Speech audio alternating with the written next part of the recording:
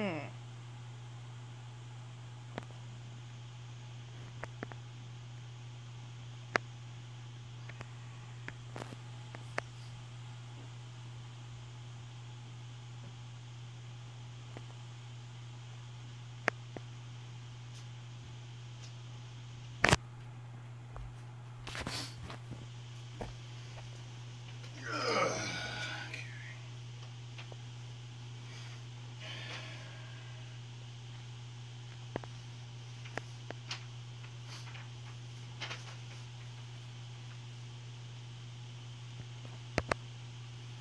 Okay, last thing Mom said, you're playing and not watching, right?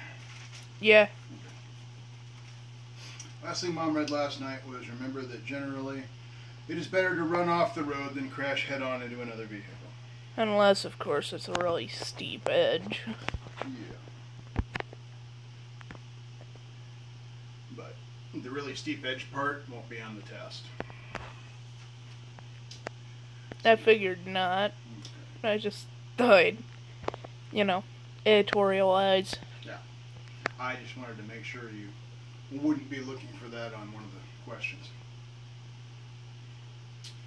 Road construction. Special care is needed whenever the normal pattern of highway traffic is changed by construction. A flag person may be stationed on the shoulder of the road near the work site to protect the lives of the traveling public and the highway workers. If the flag person directs you to stop, do not proceed until you are directed to do so. Drive slowly and keep alert for workers or equipment that may enter into the traffic stream, causing you to slow or change lanes. When driving in construction, stay in your lane and never cut off a car or truck trying to merge into a narrow construction zone. Wheels off-road. Okay, wasn't this one of the ones that you had a question about? Yeah. If you should run off the road, there are certain things you can do which may save your life. Don't panic. Grip the steering wheel tightly and be prepared to withstand sudden shocks. Stay on the shoulder. Ease off the accelerator. Brake gently and slow gradually. After speed has been reduced, check behind as well as ahead for oncoming traffic. Turn sharply back onto the pavement.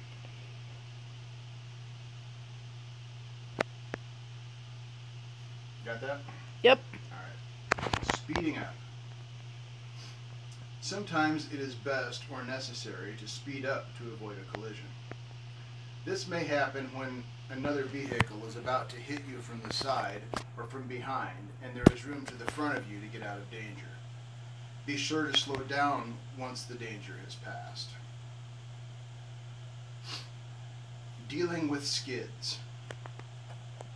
Any road that is safe under normal conditions can be dangerous when it is wet or has snow or ice on it. High speeds under normal conditions also increase the possibility of a skid if you must turn or stop suddenly. Skids are caused when the tires can no longer grip the road. As you cannot control a vehicle when it is skidding, it is best not to cause your vehicle to skid in the first place. Skids are caused by drivers traveling too fast for conditions. If your vehicle begins to skid, stay off the brake. Until the vehicle slows, your brakes will not work and could cause you to skid more. Steer. Turn the steering wheel in the direction you want the vehicle to go. As soon as the vehicle begins to straighten out, turn the steering wheel back the other way. If you do not do so, your vehicle may swing around in the other direction and you could start a new skid. Continue to steer. Continue to correct your steering left and right until the vehicle is again moving down the road under your control. And the key there is to not oversteer and cause it to Go into another one. Yeah, so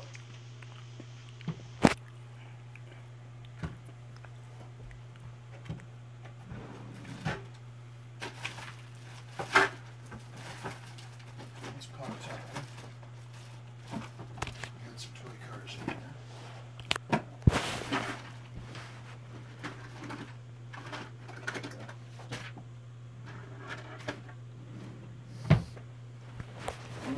So,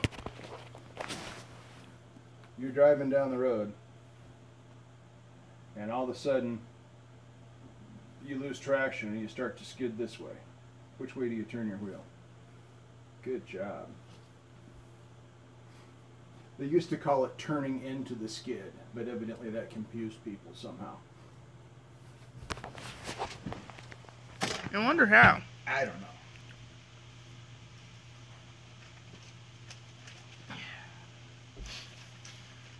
Okay. Protect yourself in collisions. You may not always be able to avoid a collision. Try everything you can to keep from getting hit. If nothing works, try to lessen any injuries that could result from the crash. The most important thing you can do is use your lap and shoulder belts. Besides your safety belts, there are a couple of other things that could help prevent more serious injuries. And I'll try and remember to tell you this again when you go to take your driving test. Mm-hmm. But I know you and Mom always put the shoulder belt under your arm. They will kick you out of the car so fast and it will be over. So don't do that during the driving test. There's all kinds of things that you normally would do while you're driving that they don't think are safe in the driving test, so you will get in trouble doing them. Okay. If your vehicle is hit from the rear, your body will be thrown backwards. Press yourself against the back of your seat and put your head against the head restraint. Be ready to apply your brakes so that you will not be pushed into another vehicle. Hit from the side. If your vehicle is hit from the side, your body will be thrown toward the side that is hit. It's called inertia. Front airbags will not help in this situation. Your lap and shoulder belts are needed to help keep you behind the wheel. Get ready to steer or brake to prevent your vehicle from hitting someone else. Hit from the front. If your vehicle is about to be hit from the front, it is important to try and have a glancing blow rather than being struck head on. This means that if especially if the lot of gross tonnage isn't on your side. This means that if a collision is going to happen, you should try to turn the vehicle. At worst, you hit with a glancing blow. You might miss it. If your vehicle has an airbag, it will inflate. It will also deflate following the crash, so be ready to prevent your vehicle from hitting something else. You must use your lap and shoulder belts to keep you behind the wheel to protect you if your vehicle has a second crash. Crashes. Do not stop at an accident unless you are involved or if emergency help has not yet arrived. Keep your attention on your driving and keep moving, watching for people who might be in or near the road. Never drive to the scene of an accident, fire, or other disaster just to look. You may block the way for police, firefighters, ambulances, tow trucks, and other rescue vehicles. No matter how good a driver you are, there may be a time when you are involved in a crash.